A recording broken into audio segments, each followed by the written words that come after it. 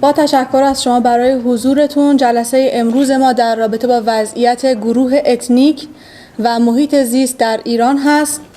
اولین سخنران ما آقای فیصل مرمزی، ایشون مدیر اجرایی رئیس مرکز حقوق بشر اهواز، کارشناس ارشد در آیتی از دانشگاه لندن هستند که در رابطه با اعدام‌ها در زندان‌های اهواز صحبت خودشون رو آغاز می‌کنند. بفرمایید.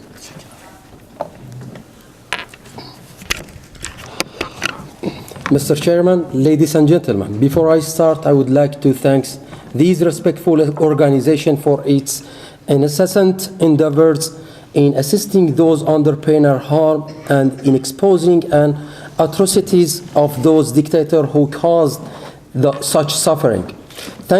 Thanks from our organization, the Ahwaz Center for Human Rights, for allowing us this opportunity to stand here and speak about our suffering, and thank you from our nation for raising the concern about their oppression.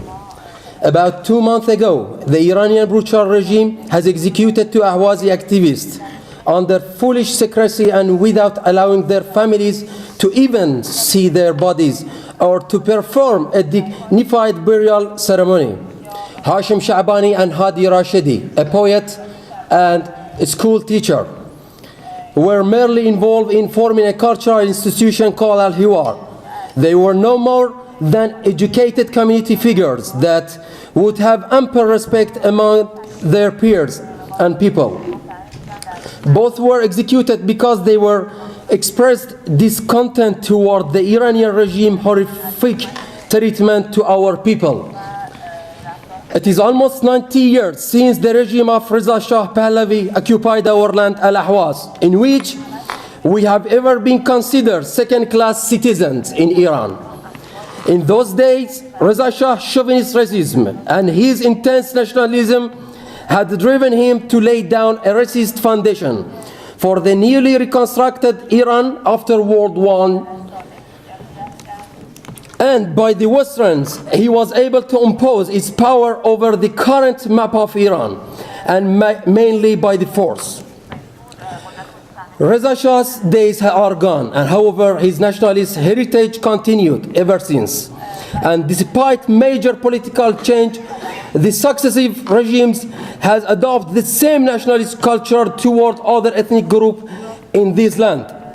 The reason for this heritage to survive all these generations is that the Pahlavis has built their culture deeply inside the entire Iranian modern literature and on social levels.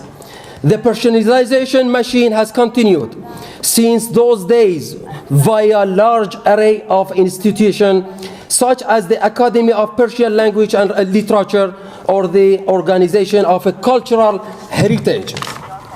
Ladies and gentlemen, we the Ahwazi Arab in what so-called Iran, beside other nations including Azerbaijani Turks, Kurds, Baluch, Turkmen and other minorities, are facing dissemination by the Persian nationalism of the Iranian regime.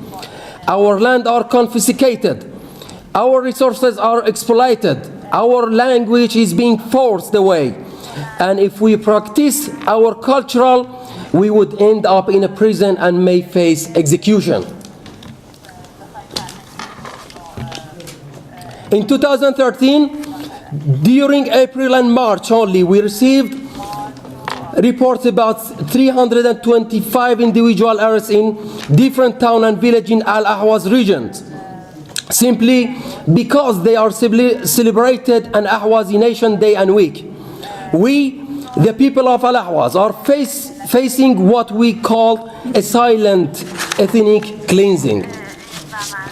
Our capital Al-Ahwaz is listed in the most polluted city on the earth, according to the latest ranking by the World Health Organization. A few reasons for this disaster are irrefutable. One is that the regime has diverted the main rivers in our region and redirected the water to the Persian-dominated areas in Iran, Central Plateau, which lead to infertility in our land and significantly degraded our environment. Second, the Iranian regime has transformed our land into a highly industrialized region during the last 2 decades. However, never implemented any supervision measure to prevent or preventative mechanism to avoid all the air pollution from our cities. Thirdly, the Iranian regime is irresponsibly desiccated the Ahwaz marsh on the border between Iran and Iraq, which result in irreversible harms to our ecosystems. Studies show that the periodic sandstorm that our region is consistently experiencing during summer are mainly caused by this desiccation.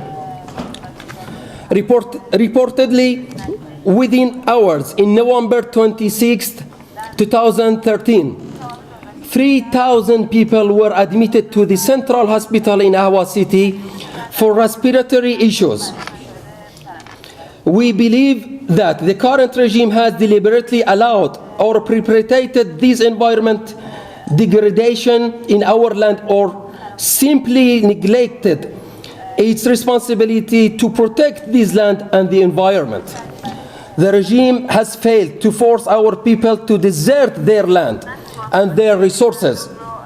Nevertheless, it is now aiming to destroy our environment, hoping to force our people migrated from their land get further assimilated in the Persian culture and Persian-dominated areas.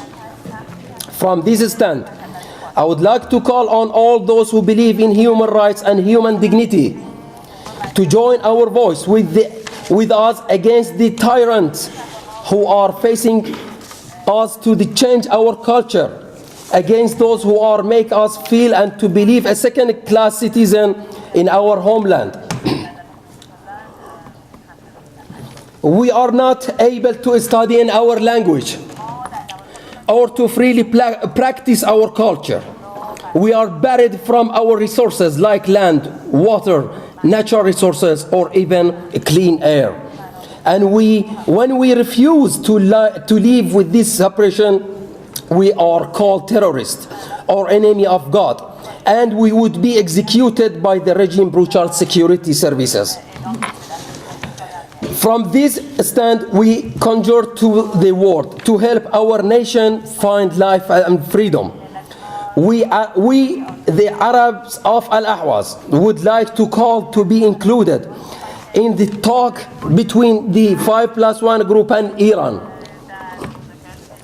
We call on the world powers and those international institutions that can exert pressure on the Iranian regime to force Iran to stop diverting our rivers, stop desecrating our land, stop random and sporadic arrest, stop executing our youth and release all our prisoners. Thank you and accept my wishes.